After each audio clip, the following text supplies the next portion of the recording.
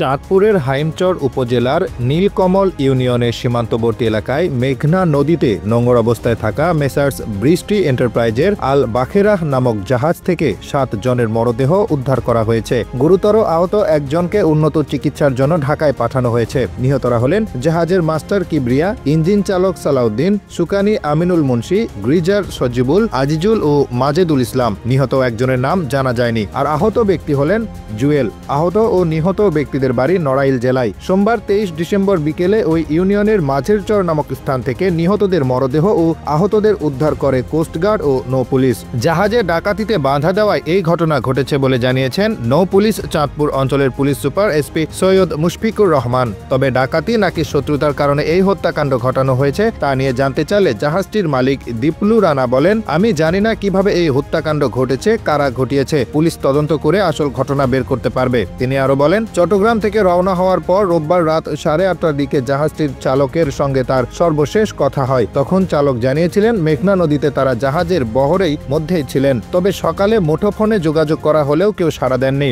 বারবার যোগাযোগ না করে কাউকে না পেয়ে আমাদের আরেকটি জাহাজের নাবিকদের বিষয়টি জানায়। ওই জাহাজ এমভি আল বাখেরার কাছাকাছি ছিল। তারা আল বাখেরার কাছাকাছি যাওয়ার পরই হত্যাকাণ্ডের বিষয়টি জানতে পারেন বলেও জানান তিনি। মেসার্স বৃষ্টি এন্টারপ্রাইজের অপর জাহাজ মুগনি 3 এর মাস্টার বাচ্চু মিয়া ও গ্রিজার মাসুদ জানান, সার বহনকারী আল বাখেরা রোববার 22 ডিসেম্বর সকাল 8টায় চট্টগ্রাম থেকে ছেড়ে আসে। এরই মধ্যে কোম্পানির মালিক বাখেরা জাহাজে ফোন করে কাউকে পায়নি। যোগাযোগ বিচ্ছিন্ন থাকায় মুগনি জাহাজ থেকে যোগাযোগ করার জন্য বলে। ওই সময় মুগনি জাহাজ মাওয়া থেকে ঘটনাস্থল দিয়ে অতিক্রম করার সময় বাখেরা জাহাজটি দেখতে পায়। ওই সময় তারা জাহাজের লোকদের রক্তাক্ত অবস্থায় পড়ে থাকতে দেখে 999-এ কল দেয় বলেও জানান তারা। এদিকে 999 কলের সূত্র ধরে চাঁদপুর থেকে কোস্টগার্ড ও নৌ পুলিশ ঘটনাস্থলে উপস্থিত হয়। নৌ পুলিশ চাঁদপুর অঞ্চলের পুলিশ সুপার সৈয়দ মুশফিকুর রহমানের উপস্থিতিতে কোস্টগার্ড ও নৌ পুলিশ জাহাজ থেকে প্রথমে 5 জনের মরদেহ উদ্ধার করে এবং 3 জনকে আহত অবস্থায় চাঁদপুর সরকারি জেনারেল হাসপাতালে পাঠায়। এ বিষয়ে চাঁদপুর সরকারি জেনারেল হাসপাতালের আবাসিক medical officer doctor Anisur Rahman বলেন,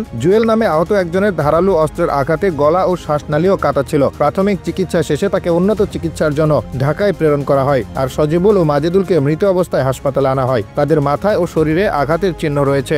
নৌ পুলিশ চাঁদপুর অঞ্চলের পুলিশ সুপার সৈয়দ মুশফিকুর রহমান বলেন, জাহাজে ডাকাতি করতে বাধা দেওয়ায় তাদেরকে হত্যা করা হয়েছে বলে প্রাথমিকভাবে ধারণা করা হচ্ছে। ঘটনাটির তদন্ত চলছে। ঘটনাস্থল পরিদর্শন করে চাঁদপুরের জেলা প্রশাসক মোহাম্মদ মহসিন উদ্দিন বলেন, আহত একজনের হাতের ইশারায় জানিয়েছে তারা 8 জন ছিলেন। ঘটনাটি কিভাবে হয়েছে এই মুহূর্তে বলা যাচ্ছে না।